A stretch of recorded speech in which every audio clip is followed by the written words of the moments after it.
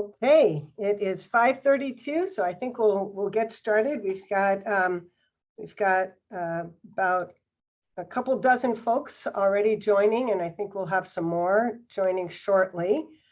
I want to welcome everybody for joining this meeting. As you saw as you logged on, we are recording this session. So for those who weren't able to participate live, we'll be able to send that recording around and post it on websites and so forth.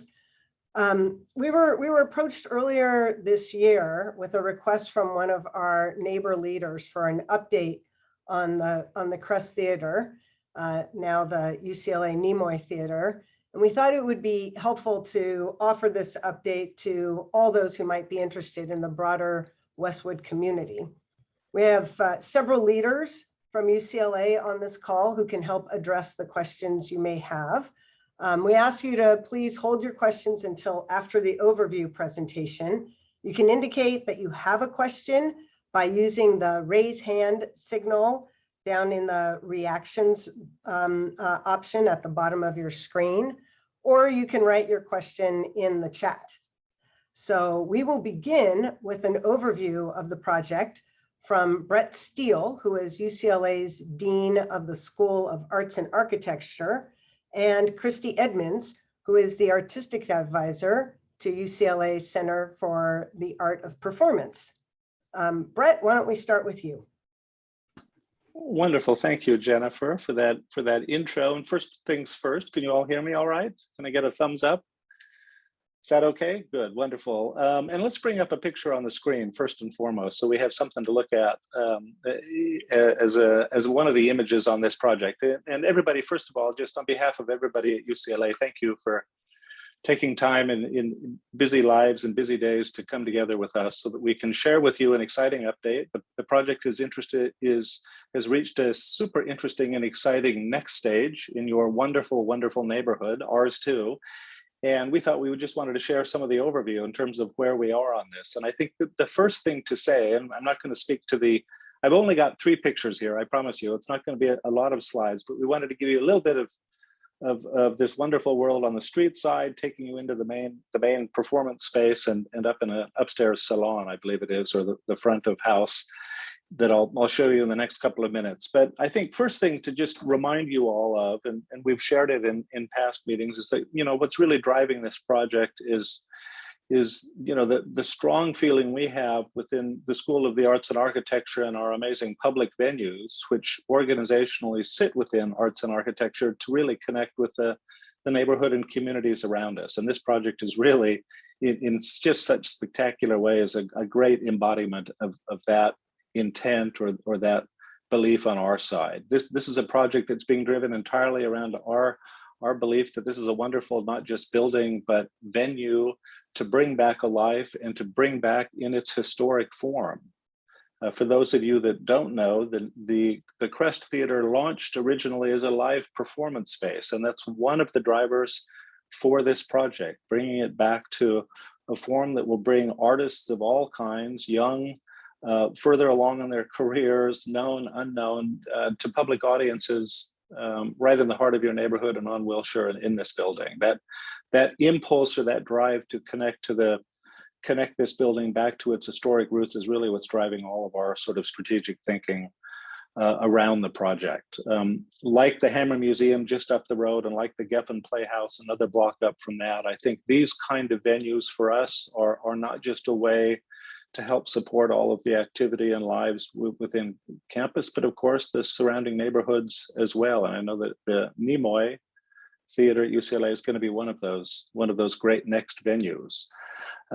This is a project that, and maybe we can go to a next image, Jennifer, or whoever might be controlling this. Yeah, coming in the front door into a wonderful lobby. This is a project that's going to restore historic elements of this building. For those of you that don't know, the murals on the inside of the main theater, like the marquee itself, were both designated historic landmarks here in Los Angeles. And again, what's driving this project is the idea of returning those to their former glory, which we will most certainly be doing. And the restoration work that has just started physically on site with a wonderful contractor that's arrived about a month ago and is inside renovating the space now,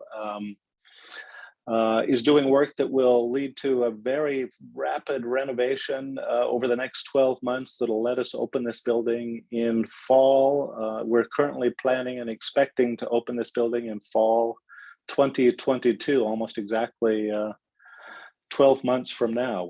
We've in the prior 2 years to this point, put a huge amount of energy and effort, not just here on campus, but with a professional team on all of the details around what it will take to actually restore this wonderful theater to its former glory. We have a really terrific professional team, bar architects out of the Bay Area. We're engaged by UCLA, gosh, at least 2 years ago, maybe I guess a bit longer than that, 2.5 years or so ago, with a wonderful group of professionals that they've been working with and working with us as a client to develop all of the ideas and thinking that are becoming the building itself. It happens to be a firm of architects that were involved in the redesign of the building now about 30 years ago, a little over 30 years ago. And so it's a kind of remarkable story of that energy and expertise coming back yet again for the next phase of the life of this building. Jennifer, maybe a next picture.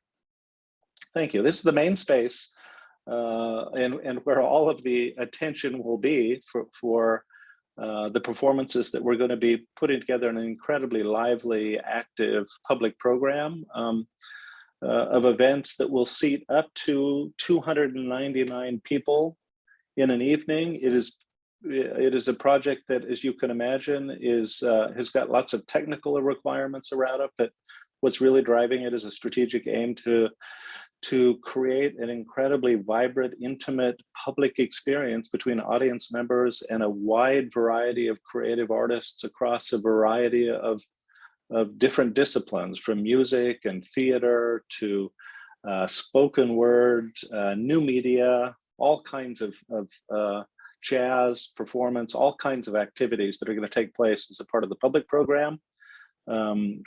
The builders have got the tough task of delivering this project in a way that meets our expectation that the building can be brought up to current seismic codes, as well as being ADA compliant, meaning that it becomes absolutely accessible by public audiences in the broadest sense, which is again something that we feel we can do and deliver in ways that nonetheless really reinforce and support the great beauty and architecture of the historic structure.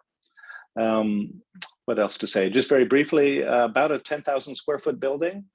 For those of you that don't know, it is effectively a front lobby and entrance space coming into this amazing main performance space, and then behind this view and upstairs, a salon and public gathering place with a bit of mezzanine seating that comes out and over the rear of the auditorium itself.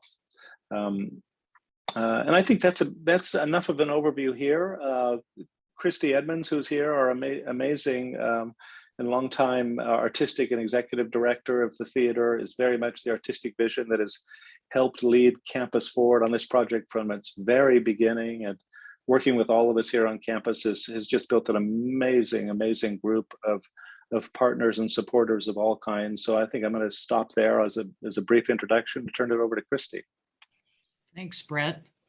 Whoever's working the slides, is there one more image or other image? Yeah, so this is the upstairs reception area that Brett was referring to. And is that it, or do we have more? Yeah, look at that. Okay, so I guess I'll take it away from that end, and you can either put us all together on the screen, or I'll just keep talking to the thank you mark. Okay, hey, Christy Edmonds here. It's great to see your faces, and thank you so much. You know, Brett covered the major highlights here, but I think one of the biggest pieces, and just for you to have a sense of what grounds this, is that we and I at the Center for the Art of Performance often are working with artists around the world and across various kinds of art forms to present, curate, and produce experiences for the campus community, for the public. We often do it at Royce Hall. Sometimes we do it downtown at the Ace Theater. sometimes in collaboration with our colleagues at the Hammer or the Fowler or LACMA or various other places. And so this was really an important thing that we started to identify and realize, is that younger voices and artists who are at a different stage of their career are often not readily available to step on a stage for 1,800 people and just start their ideas. And as a place that really helps create the incredible cultural content of the future, we realized and wanted at the center to be able to have a smaller venue that we could actually help younger artists emerge. Some of those artists may be in high school, some of them may be UCLA students who are getting close to graduation. They may have been alumni who graduated, but they still need a bit of a place to practice their potential. And we see it as a way in which the pipeline of new creative voices build an audience through their generation, as well as serve the existing cultural institutions around us, be that the Wallace or the Broad or downtown at the LA Phil, and so on and so forth. There's a lot of different kinds of places that do immense things for our culture in Los Angeles, not unlike the center. But this was a chance for us to give a platform for artists that are not yet commercially viable, but really are making a difference in their potential. We also felt the sorrow that I think many people would have felt if they're anywhere near the business district or in the surrounding neighborhood, of a theater that was commercial in its operations for cinema, that over time eventually was not able to hold its operating capacities. And the venue was left vacant and dormant, and for years has been inert. Anybody who works in these fields knows that if a theater or a cinema or a public gathering space is empty, its maintenance starts to go through decline. And that decline inside of a venue such as this was sort of beyond the pale for us. So we had to devise a strategy. We just felt like UCLA was the right owner, the Regents, the state of California was the right owner. It was not there for commercial enterprise, but for cultural engagement. And the center would be able to do things that help a future in a unique way. So the fundraising began so that we could cover renovation costs. We still are in a fundraising potential, but one of those fundraising costs was to make sure that the murals and the historic elements were preserved. They have declined significantly, as many of you would see from the exterior. The same is very much the case on the interior. So that has created another financial obligation for us in taking on this extraordinary project. And we've been able to get that moved into position so it will be abiding into the future. I don't want to keep talking without really hearing from all of you. So maybe if we want to have questions, yeah, then you can bring them on. Furkan. Yeah, hi, can you guys hear me? Can hear you. Well, hi, everybody. My name is Furkan Yalçın. I'm the chair of the Northwestern Neighborhood Council, and I just want to say I am blown away and extremely excited to have the Nimoy Crest Theater within our boundaries and a part of an asset in our community. So one thing I want to say, so I'm a recent UCLA graduate, and when I was there, I was a part of the comedy and theater scene there. And one thing that was wonderful for us was we had the improv space right next to In-N-Out, which gave the students a UCLA comedy hour once a week on a Tuesday evening. And that was a great resource for us. But unfortunately, as you probably all know, that space is no longer there. And this, in my head, would be a great, fantastic replacement. And I was just wondering if there would be any sort of accommodation, for a free accommodation, ideally, for these student organizations that are really focused on live performances. Well, that's one of the things we're working on, Farkan. Thank you so much. First, for the enthusiasm. Second, for, supporting, comedy and access for students to be able to share their ideas. The Nimoy Theater is meant to have that kind of designation so that there are student groups that can access it, and that there's also, the professional schools that can access it, as well as not-for-profit arts organizations that we know and love throughout the city, who over the past number of years, along with an accelerant from the pandemic, they've lost their leases, the buildings have been repurposed in different ways, and in a way, their creative leaders in culture, but they don't have anywhere to put their public home. So in many regards, the ethos is, how do we create affordable housing for great ideas at small scale that impact the neighborhood in beautiful, mutually beneficial ways? So we'll work out the details of how that all happens. We, of course, have to be able to keep it operating. That's going to take money. You know what I'm saying? But, you're a recent grad. You're going to probably be out there looking for your philanthropic option, and we are here for you, my friend. Fantastic. Thank you so much, Christy. I appreciate all the work you're doing, and hopefully we can stay in contact about this matter. Indeed. Thank you. Thank you. Andrew. Hello, can you hear me? Yeah. Great. Hello, yes. Also with the North Westwood NC, we're represented well here tonight, and I'm glad. I'm just curious about the management of the theater. Is that completely within UCLA's purview, or is that split somehow? I was just wanted to hear a bit more about the management and operation of the theater moving forward. Yeah, I'll jump on this, and other UCLA folks can as well, but Center for the Art of Performance, which is a public art unit, meaning we face the public and carry the kind of portfolio across the different professional performing artists.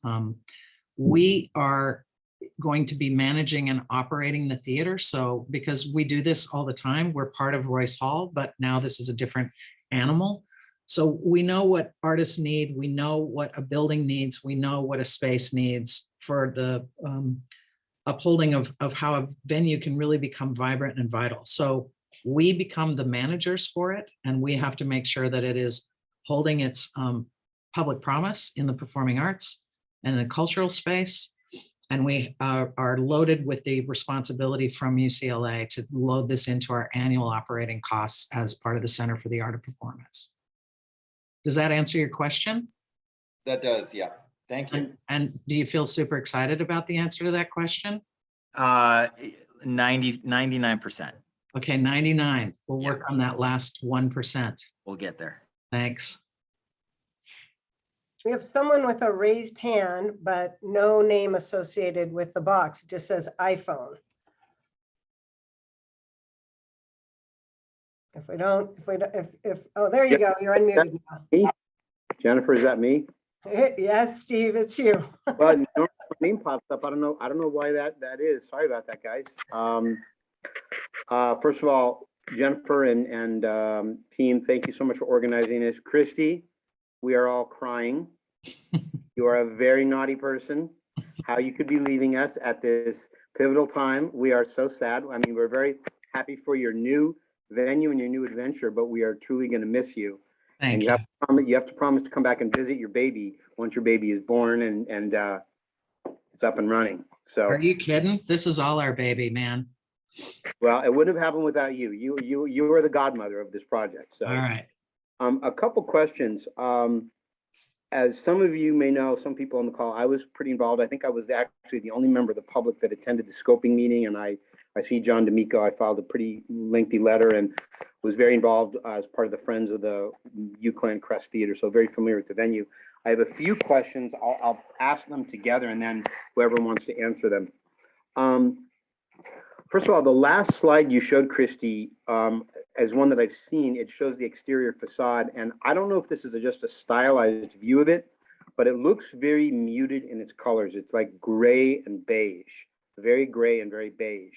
And I'm wondering, are those actually going to be the colors? Because as we all know, the Crest Theater in its current incarnation, or its most recent incarnation, was extremely flamboyant and really over the top of that orange and green scheme. Not that we're wedded to orange and green, but it seems that what that shows now is really going to the other end, from something that is very bold and very, bright and energetic to a very, very muted presence on the street. So my question is, are those actually the colors? And is there going to be any neon on the facade, similar to the underside of the marquee has some beautiful neon, and then traveling up that thin? So really, what is the exterior going to look like? Question one. Question two, in the lobby area, and John D'Amico might know about this for the folks from Bar Architects, there were some very beautiful chandeliers, round chandeliers that I don't see in this current rendering. I'm wondering, did those go away? Are those going away? Because those were very significant character defining features, and I'm hoping that they're still there somewhere or maybe moved or repurposed, but I didn't see the chandeliers that were currently in the theater. Also, the rendering of the auditorium, is that exactly how it's going to look? Because it appears to me, Christy, that it's a pretty big change. And actually, I cheer it on if it's correct, because there were going to be some wooden slatted screens that kind of obscured the view of the murals, which I personally was very concerned about. In the current rendering, I don't see those. So have those gone away maybe? Because if so, that's amazing, because we were really concerned that people wouldn't be able to appreciate the murals. And finally, the last question, well, I have this one and a little baby question, but the last question about the design on the murals, we had some concern about the west mural, the back wall, the one basically where, you know, guests or patrons have their back to it. The north and south walls are the walls on the sides. What is going to be the treatment of that back wall? Because I know there was going to be some changes due to the seating, and we wanted to hopefully know that that mural would remain intact. And finally, on my last question or comment, this may seem very mundane, but I walked by it just the other day. The exterior construction fence is so unbelievably unsightly. It looks very, very dilapidated, so not on brand for UCLA. And since you have these beautiful renderings, now that the project is under construction, can some of these renderings be reproduced so that people know, like, coming soon or coming fall 2022? Because what's there now, it's covered with posters and graffiti, and it's extremely unattractive and kind of blighted looking. So those are all my questions. Thank you. I'm going to let everybody jump in on this one too, but I'll answer, I'll address a couple of your multitude of final questions, Steve. Penultimate final question. And then you'll have a penultimate final question. But so the little tiny animation at the end is a GIF. It's an animation. It's there to create a focal point so that we have some kind of animated way to look at the theater. It is not the architectural rendering of the project as perfected in all of future dynamics. The inside of the mural, when you're talking about the wooden slats that were presented as part of an architectural suggestion, we did, after the public comment phase, decide that we would remove those. It doesn't mean that we won't have a temporary moment where, for various needs, we do have to put a screen across those murals for some kind of reason. But by and large, the murals have been the dominant feature, including the ceiling points. So you're going to see that those murals, which I will say right now, are going to cost us an additional $300 and some thousand just to be able to get them into a place where, after their substantial damage over time, we can resuscitate them. And just so people are aware, because a lot of people aren't, between what is the emotional memory of these murals and what is their state, is that they're printed on muslin. They're not like hand painted on plaster walls. So we have been able to then gently peel them back, remove them. They're going into now cleaning and various kinds of things. Over time, the previous operators have punched different holes in them and done various kinds of things. So we're looking at how we can reframe and establish them, but it is not an insignificant part of the commitment and intent moving forward. There were a bunch of other questions about the inside, what was it? The lobby, the chandelier. Yeah, the chandeliers. And I would have to know what that word is. There's every piece of lighting equipment that's in there. John D'Amico, you can, I'll let you talk Christy, about. I can jump in. Those Yeah, those 1980s fixtures from Disney, those are being removed and rehabilitated with lower energy use lighting fixtures, and then reinstalled either in their original location, but for a couple of them in a new location, since the bar slash concession area is now in a new place. So all of those fixtures remain. That address all your questions, Steve? Yes, almost every single one. Chrissy, just the last question about the west-facing mural or the mural on the back. What the status of that Yeah. one?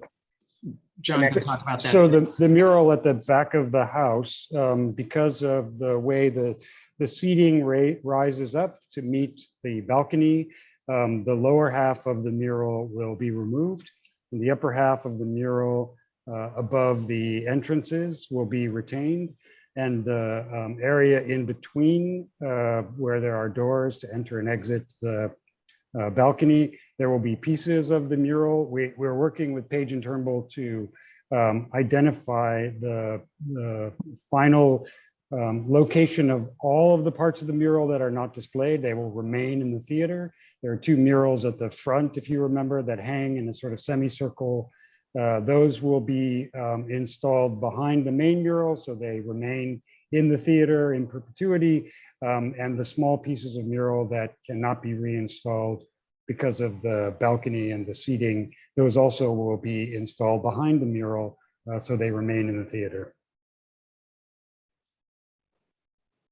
So why don't we move to Steve Resnick? And Steve was the instigator of this meeting, the original instigator. So thanks, Steve, for getting this going. No, thank you, Jennifer.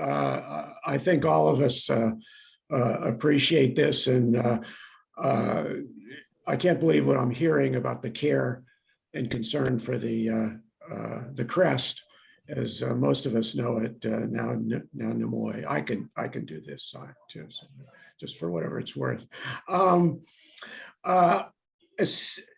So a couple things. I can't take credit for it, but you experts can certainly correct me, but it's when I was coming in and they were going out, but it's the Westwood Homeowners Association that got, thank you, Christy, that got historic status for the crest. And I've got to, since I'm associated with WHA, this is one of, but can't take credit for it again. This is one of our outstanding achievements, I think. I was very concerned, that was going to be my next question about the murals. And I certainly remember looking at those going for the movies. And I heard different iterations of that they're too poor a state, they're going to be removed, but that's what I've heard tonight is just the opposite. You are going to preserve those, even where you're going to have to remove it, you're going to preserve them. And that's just better than sliced bread. I'm really glad to hear that from you. Very much appreciated. So that does it for me, except I have a vague recollection that whenever the crest was operating years ago, they were able to use some of the parking behind it. And can you comment on that at all, please? I can try. First, let me say, I appreciate so much your re-amplification and affirmation to the effort that UCLA and everyone has put in around the murals and the historic character in its feeling. We have, between seismic upgrades and everything else necessary, it's really been a lot of added and important complexity, so I appreciate it. In terms of parking, we don't own the parking lot, so the parking operator will continue, as people come in and utilize the venue. There's a small valet, that is an option. UCLA also has parking nearby, especially in the late afternoons into the evenings, as does the Hammer Museum as well. So there's options that we can use through marketing systems that help people in the audience find their appropriate price point for parking, or circle the drain as often as possible until they find one on the street. But we don't own the parking. So yeah, I know that. Yeah. But the capacity is also one of, the maximum capacity in the building at any given time will be 300. So it's a slight different variation on imagining like scores and mass humanity, but we'll have a real important front of house protocol for drop-offs, pickups, and all of those things. So thank you, Steve. And Christy, this might be a good chance to loop in the idea that the Metro will soon be stopping a 3-minute walk from there, allowing people from downtown and places north and south to come to this theater and not be in a car. So I think it's worth mentioning that, I think. And also, first of all, my name's John. I work at Capital Programs. I'm in charge of the construction. And I think it's important to to just take 30 seconds to talk about our commitment to sustainability, and this project will be LEED Gold at its completion, and it will be using exceeding Title 24 by 20%, and really sort of in every way matching the commitment we have to all of our campus buildings with respect to energy usage reduction, water usage reduction. In fact, we're talking with LADWP tomorrow morning about our energy usage reduction rebate. So there will be a small amount of money coming back to the theater over time from LADWP even. Thank you, Christy. Just quickly, before we go to Mike, I see in the chat from Bill Counter, the data that he has is that the venue called UCLAN at the time opened as a film house on Christmas Day in 1940. And in that origin story, and yes, that did, in 1939, when it was kind of finishing, it was designed to be able to hold live performances that were going to be able to be standalone. They could accompany film as needed, but they hadn't really ringed it off to make it a cinematheque. That happened during World War II, and they built a kind of makeshift projection booth up above the area in a very different kind of way than what Francis Seymour Fonda had envisaged when kind of supporting the commissioning of the building, from what we understand. And so then it was commandeered as cinema, and then it stayed as a commercial cinema operator after the war, and the newsreel footage from the front was going on. So there's interesting things that we're discovering in the walls as well, with unique insulation and places like that as we renovate, that give credence to that original use. But it certainly is known as a cinema from all Angelenos. Just wanted to make sure the chat was being addressed. Thank you, Mike. Hey there, everybody. Well, thank you so much for putting this together. Really informative. And I have to say that Steve and Stephen's questions answered some of the questions that I had. For those of you that don't know me, as well as being personally interested, I sit on the board of the LA Historic Theater Foundation. So we're super excited about the crest coming back. And sure enough, we did have concerns about the murals, and it's personally, I'm glad to see the side walls are not going to be a permanent fixture, understanding the needs of every production can change. And any loss to the rear wall murals is a shame, but I get that there is a need for reconfigured seating, and hearing what John was saying about nothing leaving and going into other places and your reconfiguration, I get, and the Theatre Foundation gets, that in order to reuse and adapt, there are compromises that have to be made. So it is super exciting to see all this. I did just want to ask about the area down towards around the stage, and if I can share a picture. I recently spent some time with Joe Musel's actual models from the 1980s crest redevelopment, and this is Joe Musel's model of the front of the stage, which is fairly accurate to how it was created. And I guess I'd love to know, will these details be just behind black curtains? Are they going to be restored along with the rest of the murals? Are there thoughts to do anything with that glorious title curtain that may now have deteriorated into nothing? It would be great to hear what your thoughts are in the black box area behind the scenes, but where there's still significant historic elements. Thanks. I can hit on one of them, which is we found, because we were looking through some of the old photos to try and find where the very elegant backdrop that you just presented existed. And it was during a film photography fashion shoot for a rental that those burned. So those don't exist. Any of those are no longer there. There's only the kind of, it's almost like a fiberglass pop-out facade, like a theatrical set element. And you see these repeated in the sides of the building.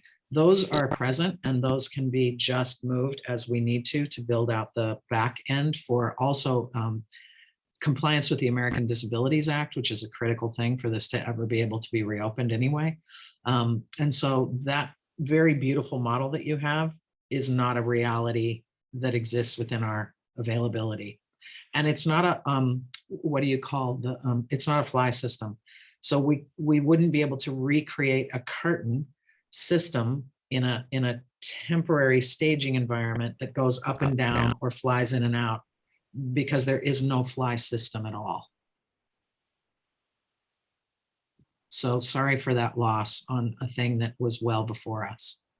Oh no, I appreciate the info on it. And if you guys ever want access to Joe Musil's models or more photographs, let me know. I guess you can find on the LA Historic Theatre Foundation website, lahtf.org. My details are on there. Let me know.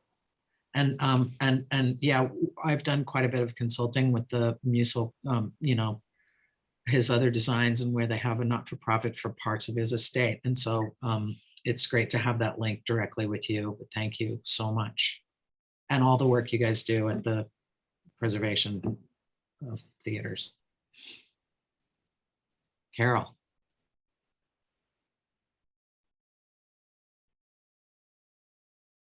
I just want to UCLA for, you can hear me? Yeah. Oh, I see my internet connection is unstable. Can you hear me? Carol, you're going in and out. Well, You I'll may try. want Anyway, we want to wanna thank you. why don't you drop your video? That might help your voice come across more clearly. Oh, okay. Okay. Well, I'll make this quick. I just wanted to thank UCLA and for the people who are hopping in to do that. I'm particularly, as everyone seems to be, interested in the murals, because I guess for many of us, the modern, who only have experienced the Crest Theater in the current century or past century, last half of it, the murals were the most striking element. I recall the lighting effects that were part of murals that were very dramatic when the house lights went down, and this sort of latter-day light show of lights came on, really altering them, changing the mural. Time seek whether that is anything anyone was interested in preserving, or if it was possible to preserve it.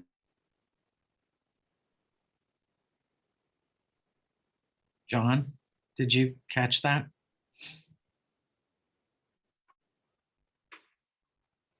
Carol, you really had, unfortunately, a very shaky. I'm sorry. That's Oh, okay. if you wanted to put your question in the chat, we might be able to better address it. Okay. Yeah. Thank Sorry you. about that. No, that's okay. I heard the part about the lighting effects that would take place pre-show before the lights went out on the murals. That was part of its kind of choreography as an experience. Right.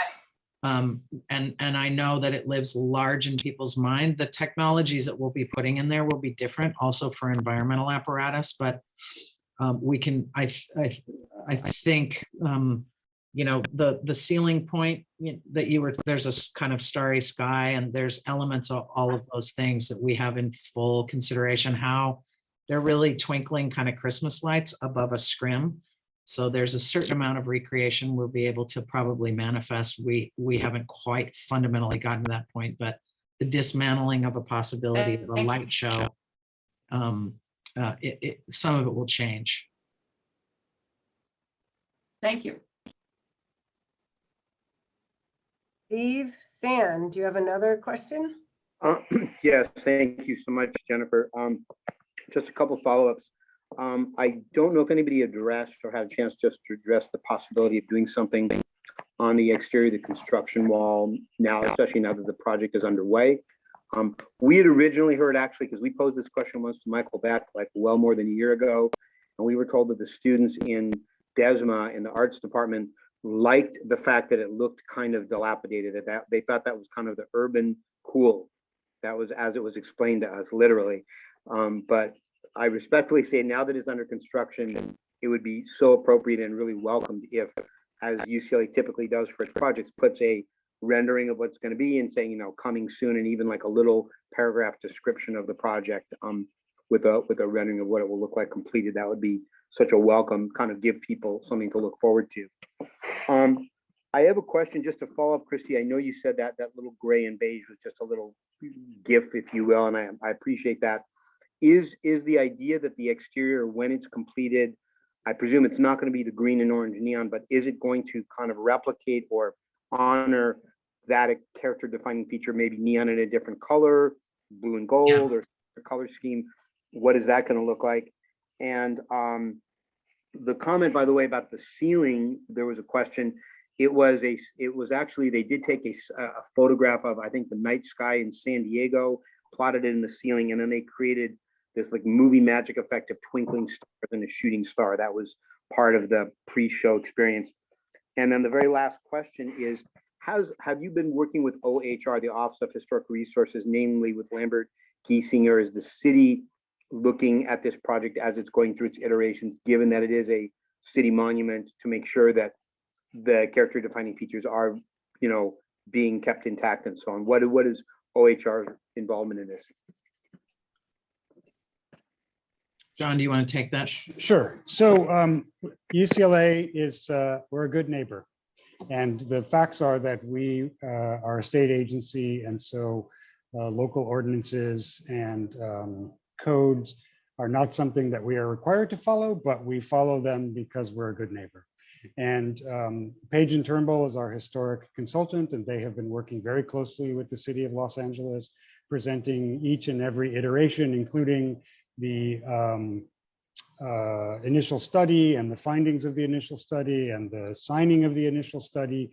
And most recently, working with John Lisak and Flora, they have spoken with the office about the report on the demolition plan and the long-term storage plan for details that are removed from the site. So I don't want to say that we are following anything from the Office of Historic Resources, but we are doing everything that the Office of Historic Resources might ask of the university, should we fall under their purview, and more. And I mean, I personally am very, very proud of that effort, this sort of historic nature of this, and doing all we can plus is something that I think we've taken on as a real charge. And in terms of the neon, I mean, Christy, you can talk about its flavor and its idea, but the technical status is that the marquee will have 3 different colors of neon, white and yellow and blue, in a much more sort of refined or less exuberant pattern than the 1980s sort of jangly peach and green explosion of color. This is a neon sign, a marquee. It does have moving neon parts. It has at least 6 different ways in which it will operate. So, you know, you can turn on A and B and leave C, D, and E and off, or have them flash, and so on and so on. But at the end of the day, this will be a neon sign with sparkly letters that and neon that has a series of sequences and patterns that can be operated however CAP UCLA or whoever happens to be running the theater that night may wish to. I guess just one last thing that's fascinating to me to learn about neon is that neon has not entered the digital age. It is a very much a 1920s, maybe brought to the 1960s technology, in which switches flip and clack, and you can't really integrate it with a digital lighting plan. And so there's a lot of historic neon people involved in putting this together as part of the final product. That's absolutely true. And rather than create false neon, the effective neon with plastic tubes and LED lights that create an appearance and an allure and in my humble opinion, a kind of cheapening of what that refined aesthetic achievement has been. We are going with the neon people. We're not supplicating it. We're not replicating it through kind of false regard. There's also just Steve on some of those things where a lot of those tubes and a lot of them have been broken. They've been broken and shattered over time. The reality is moving into the future by choosing historic neon palettes and neon systems, we also have to stick within certain kinds of color schemes that are increasingly going to be unlikely to be replicated into the future without bespoke. You have to keep the artisans and the craftspeople functioning in order to keep those kind of signs functioning. So we know that in terms of also the very deep decision to preserve and protect and maintain a new neon system across that marquee, it still is not going to prevent vandalism on the bottom undergirdings and things like that. So we're being really prudent while being as upholding to that craft and that practice as we possibly can. I just want to say, Chrissy, thank you for that. And I can tell you our friends at like the Museum of Neon Art, they're going to cheer you. That is a fantastic decision. Thank you much for that. Thanks, gang. Sandy.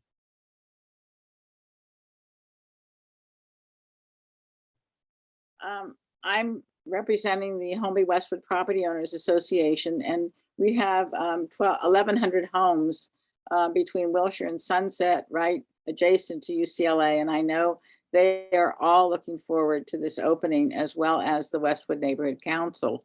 My question is about young children and programming for young children on the weekends, which I know is a difficult time when you've got regular programming coming in, and perhaps even weekday afternoons after school. Is that anything that you have in the plan? Yes, and it will ultimately be up to, obviously the future of CAP and all the partners and all of the audiences that give this life. But places like, even the Geffen Academy, which is across and down in the parking area and things like that, they don't have a theater, for example. They have a gym, they have outdoor areas, they have a lot of young people, great storytellers, things like that. So that would be one of those examples. And I think also for CAP, for the Center for the Art of Performance, where family programming and led by and in consult with parents and young artists, really young artists, we're really interested in that. Often what we know is in large scale venues, for a family to be able to afford attendance together to something for family audiences is a very heavy price on their paycheck. And, if you're bringing a family of 4 plus 2 friends, et cetera, it gets to be a large thing. In a venue that's smaller like this and is accommodating to family audiences where those programs are going to fit and make sense, it's really important to us. So like anything, it's not one thing or another, it's both and how that and happens in that neighborhood area now is really important to us. And we feel like it's increasingly vital and increasingly possible economically. So I love the question. Thank you. And obviously my peers, Fred and Meryl, and those here that will carry on the torch, they'll be mindful of that as well. And also, the Design for Sharing program that Meryl Friedman and her team at the Center's education program, that will also have a location inside of the venue during the day in the mornings with school kids. So there's a lot that I think we'll be able to, the goal is to set the future young people's voices, cross-generational voices into an affordable place where nobody's trying to make money off of it as a extraction model, but as a replenishment of culture on a size that we can maintain. And that I think makes us the best preserver, protector, and animator for the future with UCLA. So thank you. Perfect. Do we have any other questions?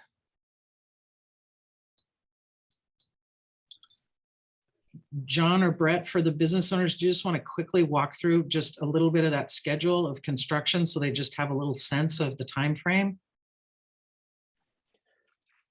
Yeah, Sure. sorry, I said just very briefly at the opening. In effect, we have a construction sequence that's already underway with contractors on site. In fact, a really terrific contractor. John can speak to as our wonderful project manager on the theater can speak to the specifics of it, but what's really driving it is the idea that the building works are finished and the building handed over to UCLA so that we can create launch events in the fall season, a traditional time of year for a new series and a new season to begin, in the latter, very ending weeks of 2022. And maybe John, just to what might be helpful is just to highlight some of the landmark dates that gets us there over the course of the coming year. Sure. So if you happen to walk by, you're correct. The contractor's barricade is a bit unsightly. I know that I believe CAP UCLA is working on some banners, as you suggested, Steve, and those are in the works to put up with information about coming soon, et cetera. Over the rest of the year, the interior demolition is happening. The murals are being taken down starting on Monday. We have to do some very serious and significant seismic upgrade work along the walls where the murals were, and then they will be put back in front of that. It will be typical interior construction for the next 10 months. The last 2 months of the project, the contractor plans to do the marquee out front for obvious reasons. It's delicate. It's, the last thing. They don't want it broken by somebody, dragging a 2x4 into the building and breaking the neon. So, I think you will see that after the new year, the construction barricade that you see will come down, a fence will go up. There will be a walkway into the parking lane that will have K-rail and safety, of course. All of the materials are moving in and out of the building through the back door. All of the workers are moving in and out of the building through the front door. But at some point, we need to remove the sidewalk and redo the front doors, take them down, refurbish them, put them back up. So there's a significant amount of work from the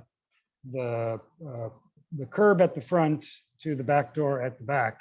And if you don't know, this project is built lot line to lot line. So there's very little, meaning none, no space whatsoever for storage. So some of that storage will happen in front of the theater, moving the sidewalk and the walkway into the parking lane. But as I mentioned, it will be protected and accessible and temporary until we complete. Thanks, John. There are no other questions from our community members. Perhaps our UCLA leaders might have some closing statement. Chrissy, I know you put something in the chat, but it'd be nice to have you say that. You want me to say that? Sure. Okay, I'm going to say it. I'm going to say to all y'all, this has meant a lot to all of us to finally have a time together. And I know it means a lot to Greg and all of the UCLA leadership, but it's really affirming to hear your thoughts and your goodwill. It's really affirming to be able to hear the kinds of key questions and concerns that you have and feel like these are the kinds of things that we knew out of the human contour of what this historic building means. And so it's actually profoundly inspiring to have you question each one of these points, because we didn't neglect them. We threw our shoulders to the wheel for them. And it wasn't an easy project. You can imagine this was not, there's a reason this theater closed down. And the fact that we've all championed a way forward with it under UCLA's leadership for the future and with the support of the neighborhood and the businesses surrounding, and what a future can look like that's both humble, but really elegant, and makes future generations and the current ones able to come access a cultural asset that would otherwise be profoundly empty and continuing to degrade. It really means a great deal. So thank you so much for all your time, and thanks UCLA for saying yes. Thank you, Christy. Thanks so much for, I couldn't imagine a better way to wrap this up. So thank you. Thanks, Brett. Thanks, John. Greg and Sue also from UCLA, and others who joined from UCLA. And big thanks to our community members who instigated the meeting and and participated today with questions and comments. We will circulate this recording for those who weren't able to be with us today, and ask you all to share it with your homeowners associations and others. Thanks again, everyone. Thanks, Thank you. Jennifer. Thank you, everybody. Jennifer, thank Happy you. holidays. Yes, Thanks. happy Thanksgiving. Thank you. Thank Thanks, you. Sue. Thanks, Greg. Thanks.